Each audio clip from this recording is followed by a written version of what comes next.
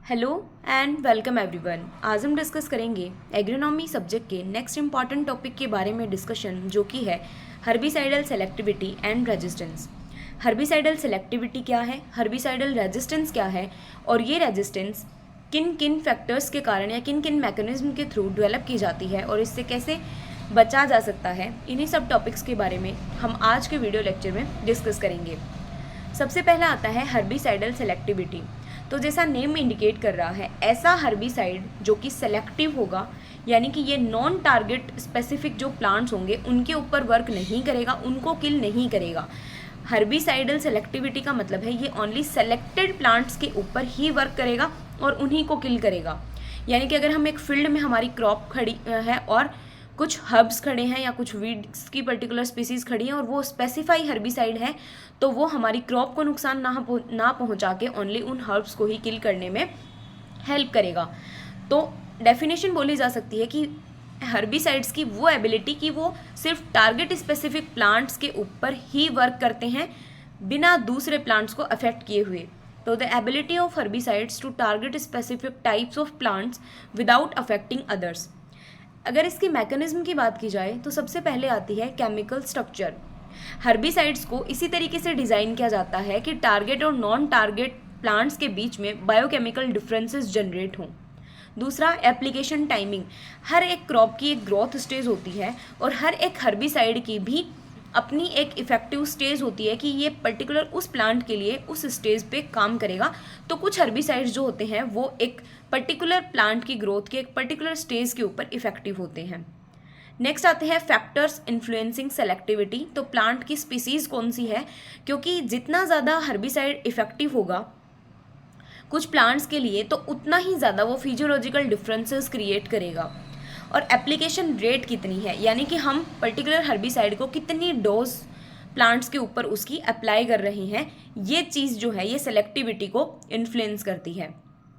Next आता है हर्बिसाइडल resistance. अब होता क्या है, जब हम सेलेक्टिव हर्बिसाइड्स को या हर्बिसाइड्स की सिर्फ एक पर्टिकुलर हर्बिसाइड को ही हम बार बार किसी फील्ड में अप्लाई करते हैं, बार बार एक सेम डोज पर हम किसी हर्बिसाइड को अप्लाई करते हैं, तो प्लांट्स जो हैं, जो हर्ब्स हैं, वो रेजिस्टेंस पैदा कर लेते हैं। इट मीन्स अब उस सेम डोज के ऊपर वो प्लांट्स किल नहीं हो पाएंगे उस पर्टिकुलर हर्बिसाइड से। इसे ही बोलते हैं हर्बिसाइड रेजिस्टेंस, कि पर्टिकुलर प्लांट अब सर्वाइव कर पा रहा है हर्बिसाइड्स को अप्लाई करने के बाद भी, यानी कि अब उन हर्बिसाइड्स का प्लांट्स के ऊपर कोई भी इम्पैक्ट देखने को नहीं मिल रहा है। तो herbicidal resistance occurs when plant survive exposure to a herbicide that would normally control them. Herbicide की उस मात्रा पर भी अब प्लांट जिंदा रह रहा है जितने पर पहले प्लांट की डेथ हो जाती थी। अगर इसके जेनेटिक बेसिस की बात करें तो रेजिस्टेंस जो है वो बेसिकली जेनेटिक म्यूटेशंस के कारण भी आता है। तो देखा जाए तो हर्बिसाइडल रेजिस्टेंस अच्छी बात नहीं है। अगर हम एक सेम केमिकल का यूज़ बार बार प्लांट के ऊपर कर रहे हैं, या फिर यही चीज़ हमने पेस्टिसाइड्स में भी देखी है कि सेम पेस्टिसाइड को अगर हम बार बार अप्लाई कर रहे हैं तो इंसेक्ट के अंदर उनकी रेजिस्टेंस कैपेसिटी डेवलप हो जाती है। तो इसी तरीके से नेक्स्ट है ओवर यूज़। तो हम अगर कॉन्टीन्यूअस एप्लीकेशन कर रहे हैं सेम हर्बिसाइड का और सेम क्वांटिटी में, तो ये भी प्लांट पॉपुलेशंस को परमिट करती है रेजिस्टेंस को डेवलप करने के लिए। इसका मैनेजमेंट करने के लिए हम क्या कर सकते हैं, क्रॉप रोटेशन को अडॉप्ट कर सकते हैं, क्योंकि क्रॉप रोटेशन जो है वो रेजिस्टेंस को कम करने में हेल्प करेगा।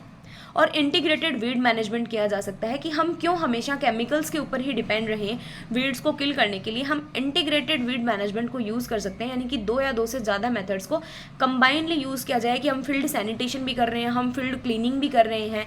इसके अलावा अगर किसी पर्टिकुलर वीड के लिए कुछ बायोलॉजिकल कंट्रोल है तो हम उसको भी यूज़ कर रहे हैं, कुछ बायोबोटेनिकल्स को हम यूज़ कर रहे हैं, और उसके बाद में जब लास्ट स्टेज आती है तब हम केमिकल्स या हर्बिसाइड्स को यूज़ कर रहे हैं। तो इससे रेजिस्टेंस से काफ़ी हद तक छुटकारा पाने में मदद मिलती है। नेक्स्ट आता है मॉनिटरिंग।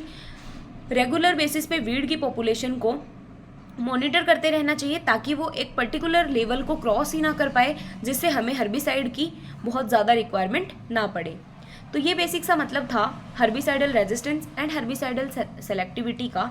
तो बेसिक सा इसमें से जो क्वेश्चन बनता है वो हमेशा आपकी डेफिनेशन से बनता है। या तो वो हर्बिसाइडल सेलेक्टिविटी की डेफिनेशन देंगे या फिर वो हर्बिसाइडल रेजिस्टेंस की डेफिनेशन देंगे। तो आपको दोनों तरीके की जो डेफिनेशंस हैं और इनका बेसिक मतलब क्या होता है और रेजिस्टेंस को किस तरीके से कम किया जा सकता है, इन सब पॉइंट्स के बारे में आपको ज़्यादा फोकस करना है।